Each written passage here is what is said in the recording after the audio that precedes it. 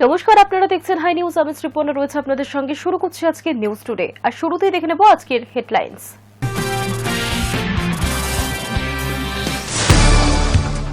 বিশ্বের প্রথম রাষ্ট্রপ্রধান হিসেবে সম্মানে ভূষিত হলেন প্রধানমন্ত্রী। ইথিওপিয়ার সর্বোচ্চ সম্মান the great honour nation of ইথিওপিয়াতে ভূষিত হয়েছেন প্রধানমন্ত্রী। 22 ডিসেম্বর নেতাজি ইন্ডোরে বিএলএদের বৈঠকে ডাকলেন মুখ্যমন্ত্রী। খসড়া তালিকা প্রকাশের পরে নিজের কেন্দ্র নিয়ে এক দফা বৈঠকে বসেছিলেন মুখ্যমন্ত্রী। খসড়া ভোটার তালিকা প্রকাশের পরই শুনানি প্রস্তুতি কমিশনের সময় মানার ক্ষেত্রে নিখুঁত থাকলেও তাদের প্রকাশিত তালিকা খুদিন রাখতে ব্যর্থ নির্বাচন কমিশন। সীমান্ত এলাকায় ফের বড়সড় সাফল্য পুলিশের। বিপুল পরিমাণ জাল নোট উদ্ধার মালদায়। পুলিশের হাতে গ্রেফতার 2 জাল নোট কারবারি। ঘটনাটি ঘটেছে মালদার কালিয়াচকে।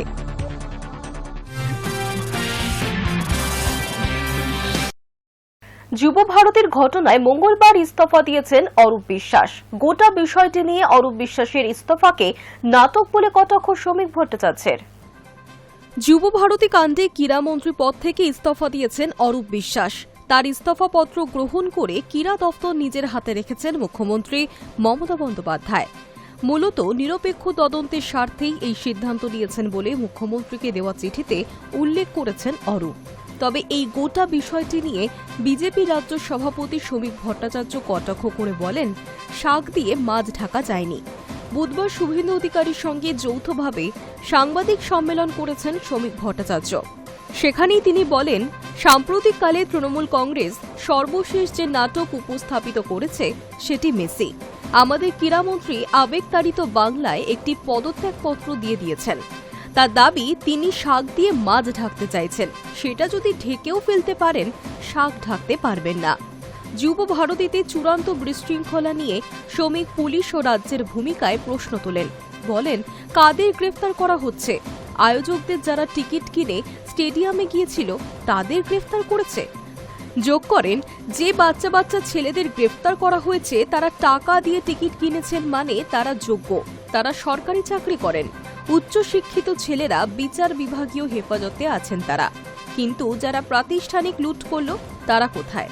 অরূপ বিশ্বাসকে নিশানায় এনে শ্রমিক ভট্টাচার্য বলেন, ক্রীড়ামন্ত্রীর ক্ষমতা আছে অনুমোদন ছাড়া, বড় নেতাদের অনুমতি ছাড়া নিজের নির্বাচনী কেন্দ্র টালিগঞ্জে একটা বড় ফুটবল ম্যাচের আয়োজন করার।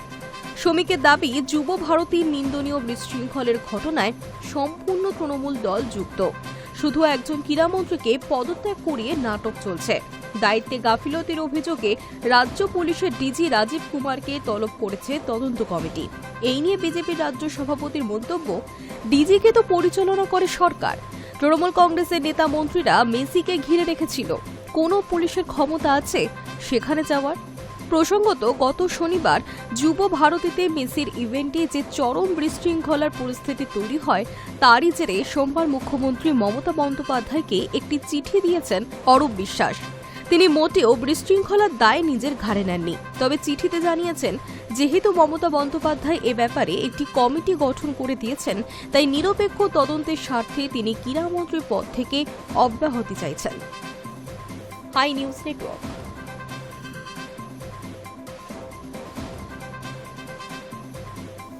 বিশ্ব বাংলা বাণিজ্য সম্মেলনের নামে মানুষকে ঠকানোর দুর্বল চিত্রনাট্য মঞ্চস্থ করছে তৃণমূল সরকার।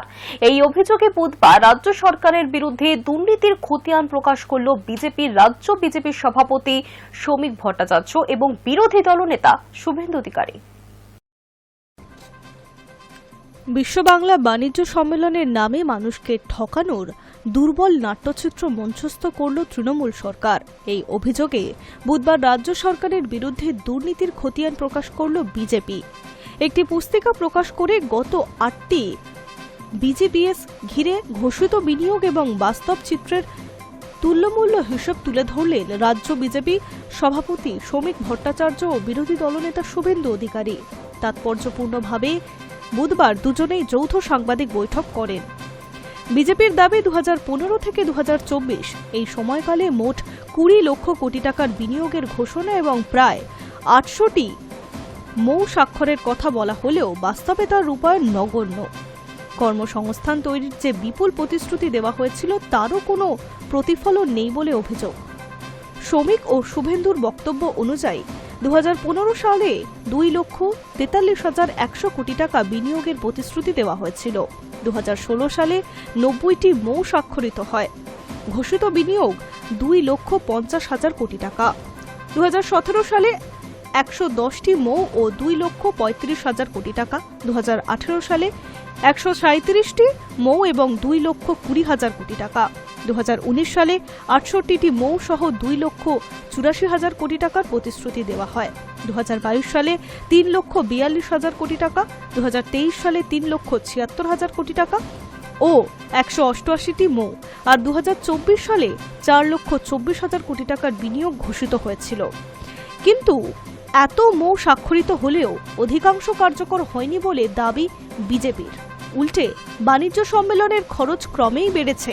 2016 সালে যেখানে খরচ ছিল 30 কোটি টাকা, 2017-তে 35 কোটি টাকা, 2018-তে 40 কোটি টাকা, 2019-এ 45 কোটি টাকা, 2023-এ 50 কোটি টাকা এবং 2024-এ বেড়ে দাঁড়িয়েছে 67 কোটি টাকা। শ্রমিক শুভেন্দুর কটাক্ষ, 500 কোটি টাকার বেশি খরচ করেও রাজ্যে বড় শিল্প বিনিয়োগে শূন্য। বিজেপির দাবি, যে সামান্য বিনিয়োগ হয়েছে তা মূলত এমএসএমই বা ক্ষুদ্র শিল্পক্ষেত্রে। ভারী শিল্প বা তার বেশি অনুসারী শিল্পে কোনো উল্লেখযোগ্য বিনিয়োগ হয়নি। তাদের বক্তব্য, রাজ্যের প্রায় 7 লক্ষ কোটি টাকা ঋণের বোঝা থেকে মুক্তির একমাত্র পথ বড় শিল্প। অথচ তৃণমূলের 15 বছরের শাসনে মূলত ফলের জুস, খাদ্যপণ্য, জাতীয় শিল্পে বিনিয়োগ সীমাবদ্ধ। শুভেন্দু বলেন, যেটুকু বিনিয়োগ হয়েছে তা প্রধানমন্ত্রী নরেন্দ্র মোদীর উদ্যোগে সম্ভব হয়েছে। মুদ্রা যোজনার মতো প্রকল্প কিংবা রেল, হাইওয়ে, বন্দর, বিমানবন্দর সংক্রান্ত কেন্দ্রীয় বিনিয়োগের জন্য তার সংযোজন বিজেপিএসের ঢাকঢোল পিটিয়ে রাজ্যবাসীকে বারবার বিভ্রান্ত করা হচ্ছে। আরও কটাক্ষ করে শুভেন্দু বলেন, যিনি বলে বাংলাকে গুজরাট হতে দেব না, তিনি একবারও গুজরাট মহারাষ্ট্রের আর্থিক অবস্থার দিকে তাকান। তার মতে বাংলার অর্থসামাজিক অবস্থার বদল ঘটতে হলে সরকার বদল জরুরি। বিজেপির পরিসংখ্যান অনুযায়ী তৃণমূল ক্ষমতায় আসার সময় রাজ্যে ঋণের পরিমাণ ছিল 1,93,000 কোটি টাকা। এখন তা বেড়ে দাঁড়িয়েছে 7 লক্ষ কোটি টাকার বেশি। এই সংখ্যাই বলে দিচ্ছে তৃণমূলের আমলে বাংলা কতটা পিছিয়ে পড়েছেন। এমনটাই বললেন শ্রমিক ভট্টাচার্যের কটাক্ষের সুরে শুভেন্দু আরও বলেন, মুখ্যমন্ত্রী ভারাক্রান্ত, তাই এবছর নিউ টাউনে বিশ্ববাংলা কনভেনশন সেন্টারে 2,000 কোটি টাকা খরচ না করে ধনধান্য অডিটোরিয়ামে বিজেপিএস করা হচ্ছে। অন্যদিকে শ্রমিক ভট্টাচার্যের কথায়, গঙ্গোত্রী থেকে গঙ্গাসাগর, বিজেপির সরকার হবেই। 2026-এর নির্বাচন, তৃণমূলের বিসর্জন নিশ্চিত। High news network.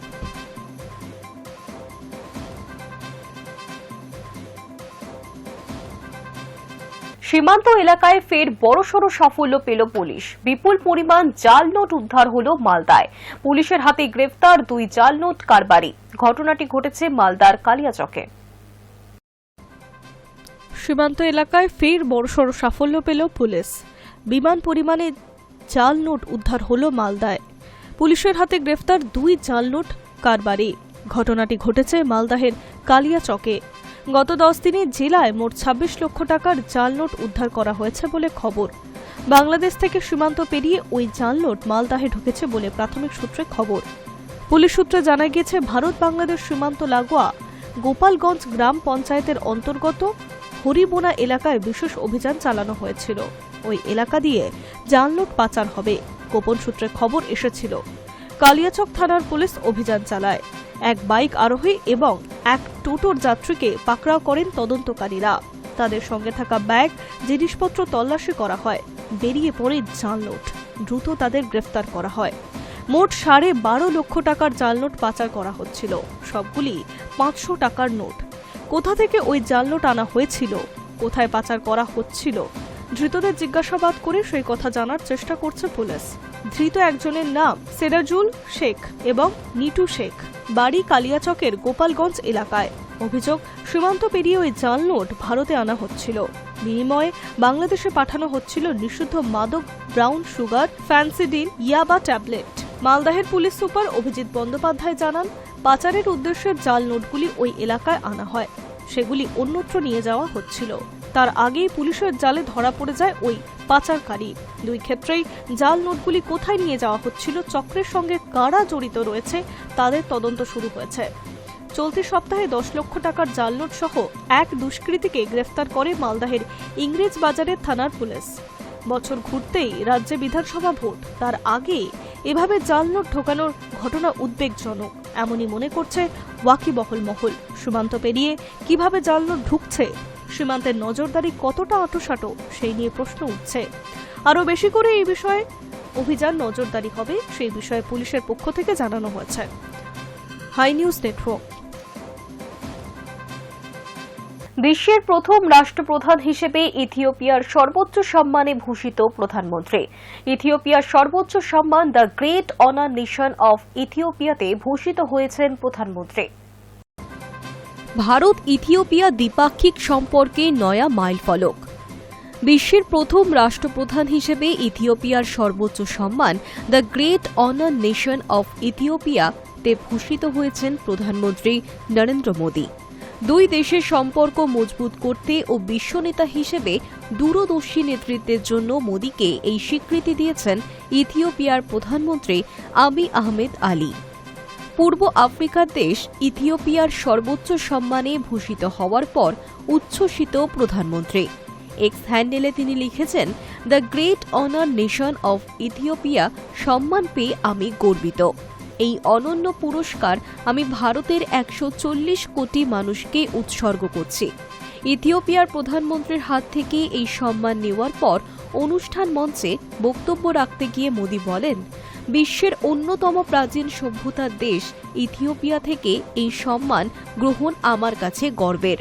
আন্তরিক কৃতজ্ঞতা প্রকাশ করেছেন ইথিওপিয়ার প্রধানমন্ত্রীর উদ্দেশ্যে। প্রধানমন্ত্রীর পাশাপাশি এই সম্মান প্রসঙ্গে বিবৃতি দেওয়া হয়েছে বিদেশ মন্ত্রকের তরফেও। জানানো হয়েছে, প্রধানমন্ত্রী নরেন্দ্র মোদী হলেন বিশ্বের প্রথম রাষ্ট্রপ্রধান, তিনি ইথিওপিয়ার এই সর্বোচ্চ সম্মানে ভূষিত হলেন। অনুষ্ঠান মঞ্চে সে দেশের প্রধানমন্ত্রীর প্রশংসা করে মোদী বলেন, দেশের ঐক্য, উন্নয়ন এবং সকলকে সঙ্গে নিয়ে এগিয়ে যাওয়ার লক্ষ্যে আবিই আহমেদের নেতৃত্ব এবং উদ্যোগ প্রশংসার দাবি রাখে। একই সঙ্গে জাতি গঠনে শিক্ষার ভূমিকার কথা তুলে মোদী বলেন, 100 বছরেরও বেশি সময় ধরে ভারতের শিক্ষকরা শিক্ষা ও উন্নয়নে গুরুত্বপূর্ণ অবদান রেখে চলেছেন। এই সহযোগিতা দুই দেশের সম্পর্ককে আরও গভীর করেছে।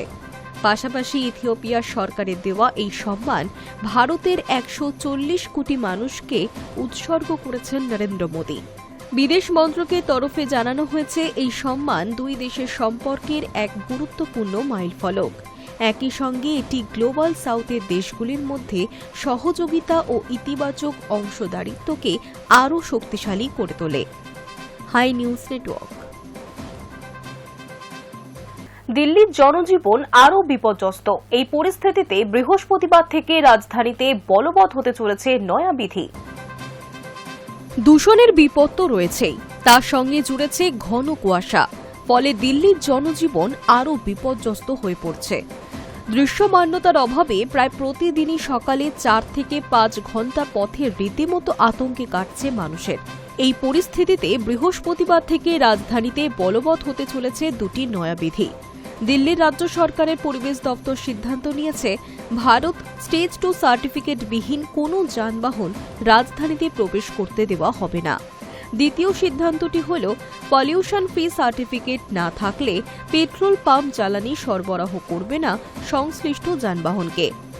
দিল্লির পরিবেশ মন্ত্রী মনজিন্দর সিং শিরসা জানিয়েছেন, কঠোরভাবে এই দুই নিয়ম বলবৎ করা হবে। দিল্লিতে ভারত স্টেজ 5 মানের গাড়ি রেজিস্ট্রেশন করা হয়, তবে রাজধানীর বাইরে আসা গাড়িগুলির ক্ষেত্রে ছাড় আছে। সেগুলি ভারত স্টেজ 4 মানের গাড়ি হওয়া বাধ্যতামূলক। তবে দিল্লির পরিবেশ মন্ত্রক এবং পুলিশের রিপোর্ট হল, বাইরে থেকে আসা গাড়ি দূষণের একটা বড় কারণ। সেই সমস্ত গাড়ি দিল্লির লাগোয়া রাজ্যগুলিতে রেজিস্ট্রেশন করা হয়েছে, সেগুলি বেশিরভাগই ভারত স্টেজ 3 মানের গাড়ি। এর ফলে দূষণের মাত্রা বাড়ছে রাজধানীতে। গত কয়েকদিনে সেই বিপদ আরও বেড়ে গিয়েছে। গাড়ির ধোঁয়ার সঙ্গে মিশেছে কুয়াশাও, ফলে দৃশ্যমানতা একেবারে তলানিতে গিয়ে ঠেকেছে। এর ফলে যানবাহন স্বাভাবিক গতিতে চলাফেরা করতে পারছে না। নয়া বিধি কিভাবে কার্যকর করা হবে? দিল্লি পুলিশ সূত্রে জানানো হয়েছে, রাজধানী অভিমুখী সমস্ত রাস্তায় আরও বেশি চেকিং হবে। এছাড়া পেট্রোল পাম্প মালিকদের সতর্ক করে দিয়ে বলা হয়েছে, কেউ ভারত স্টেজ 4 মান ছাড়া গাড়িকে জ্বালানি সরবরাহ করলে তাদের লাইসেন্স কেটে নেওয়া হবে। High news network.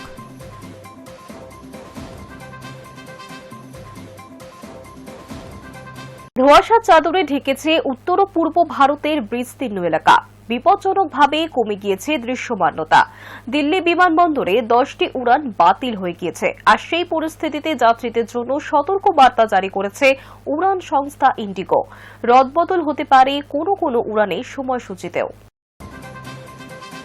ধোঁয়াশার চাদরে ঢেকেছে উত্তর ও পূর্ব ভারতের বিস্তীর্ণ এলাকা। বিপজ্জনকভাবে কমে গিয়েছে দৃশ্যমানতা। সকালে দিল্লি বিমানবন্দরে 10টি উড়ান বাতিল হয়ে গিয়েছে। সেই আবহে যাত্রীদের জন্য সতর্ক বার্তা জারি করেছে উড়ান সংস্থা ইন্ডিগো।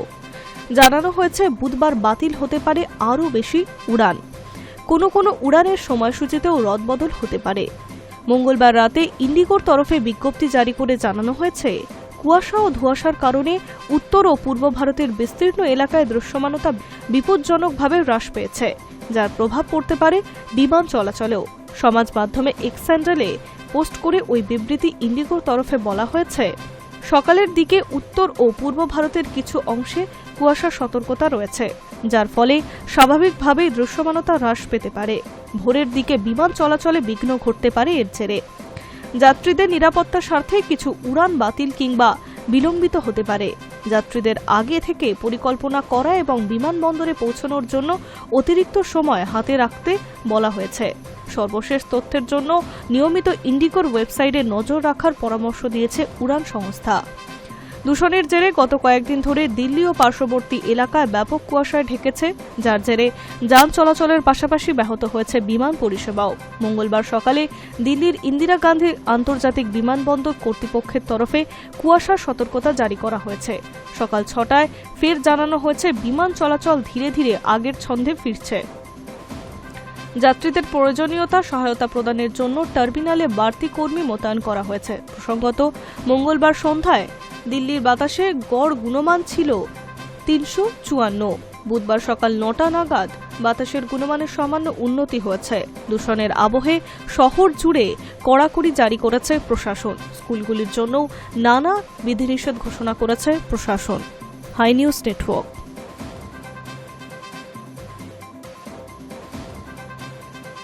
ফের বড়সড় দুর্ঘটনা দিল্লি মুম্বাই এক্সপ্রেসওয়েতে। গাড়ির সঙ্গে সংঘর্ষে দাও দাও করে জ্বলে উঠল পিকআপ ভ্যান। ঘটনার জেরে জীবন্ত দগ্ধ হয়েছেন 3 সাওয়ারি।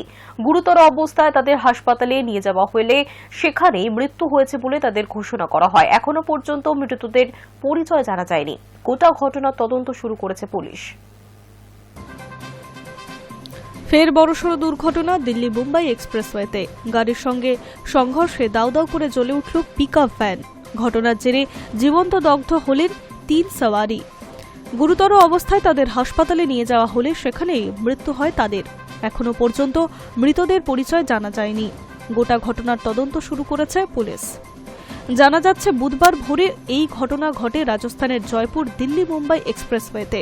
দিল্লি থেকে জয়পুরের দিকে যাচ্ছিল ভ্যানটি। পথে উল্টো দিক থেকে আসে একটি গাড়ির সঙ্গে সংঘর্ষ হয়। সঙ্গে সঙ্গে আগুন লেগে যায় ভ্যানে। দুর্ঘটনার খবর পেয়ে দ্রুত সেখানে উপস্থিত হন স্থানীয়রা। তারা ওই গাড়িটি থেকে যাত্রীদের বের করার চেষ্টা করলেও ব্যর্থ হন। খবর দেওয়া হয় পুলিশে। পুলিশ এসে তাদের উদ্ধার করে হাসপাতালে নিয়ে গেলে চিকিৎসক তাদের মৃত বলে ঘোষণা করেন। গাড়ি চালকের অবস্থা আশঙ্কাজনক বলে জানা গিয়েছে। পুলিশের তরফে জানানো হয়েছে, মৃতদেহগুলিকে ইতিমধ্যেই ময়না তদন্তের জন্য পাঠানো হয়েছে। সংঘর্ষ এতটাই তীব্র ছিল যে পিকআপ ভ্যানের সামনে অংশ কার্যত দুমড়ে মুচড়ে গিয়েছে, যার জেরে যাত্রীদের সেখান থেকে বের করতে কার্যত অক্ষম হয়েছিল স্থানীয়রা। তারপর আগুন লেগে যাওয়ার পরিস্থিতি আরও গুরুতর হয়ে ওঠে। কেন এই দুর্ঘটনা তা খতিয়ে দেখা হচ্ছে। পাশাপাশি মৃতদের পরিচয় জানার চেষ্টা চলছে। উল্লেখ্য, এই দিল্লি মুম্বাই এক্সপ্রেসওয়েতে গত সোমবার একটি ভয়াবহ দুর্ঘটনা ঘটেছিল। ধোঁয়াশার জেরে পরপর 20টি গাড়ির মধ্যে সোমবার সংঘর্ষ হয়। এর ফলে 2 পুলিশ কর্মী সহ 4 জনের মৃত্যুও হয়েছিল। গুরুতর আহত হয়েছিলেন 20 জন। দুর্ঘটনার সময় দৃশ্যমানতা কার্যত শূন্যে নেমে গিয়েছিল। দুটি ওভারলোডেড ডাম্পারের মধ্যে সংঘর্ষ দিয়ে শুরু হয় ধারাবাহিক দুর্ঘটনা। দুটি ট্রাক উল্টে যায়, সব মিলিয়ে 20টি গাড়ির মধ্যে সংঘর্ষ হয়। এখানেও ধোঁয়াশার জেরে এই দুর্ঘটনা ঘটে থাকতে পারে বলে অনুমান করা হচ্ছে। High news network.